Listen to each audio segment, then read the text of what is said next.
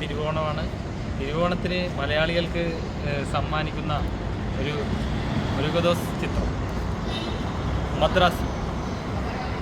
മദ്രാസി നമ്മുടെ ഡിസ്ട്രിക്ട് ചീഫിനാണ് കേരളത്തിൽ എത്തിച്ചിരിക്കുന്നത് തിരുവോണ സമ്മാനമായി.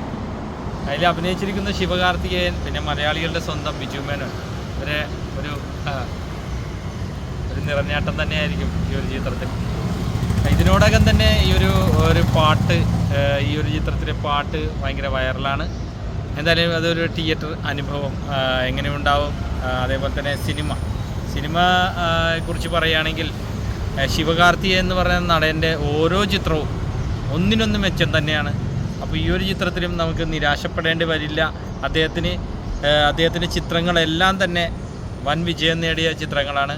എന്തായാലും തിരുവോണത്തിന് കിട്ടുന്ന, മലയാളികൾക്ക് കിട്ടുന്ന ഒരു നല്ലൊരു തിയേറ്റർ അനുഭവം തന്നെയായിരിക്കും മദ്രാസി. അപ്പോൾ നിങ്ങളെപ്പോലെ തന്നെ ഞാനും സന്തോഷിക്കുന്നു. അതേപോലെ തന്നെ എൻ്റെ പേരും വന്നിട്ടുണ്ട് അബ്ദുൾ റസാഖ്.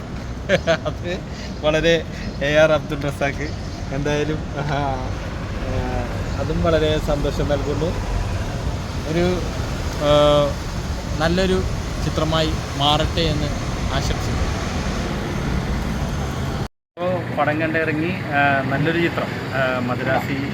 ഈ ഓണക്കാലത്ത് കിട്ടിയ AR മുരുകദാസ് തിരക്കഥയും സംഭാഷണവും സംവിധാനവും നിർവഹിച്ച് ഈ ഒരു ചിത്രം മലയാളികളുടെ മുന്നിലേക്ക് എത്തിച്ച ഡിസ്ട്രിക്ട് ചീഫിൻ്റെ മാജിക് ഫ്രെയിംസിനും അത് തന്നെ നന്ദി അറിയിക്കുന്നു.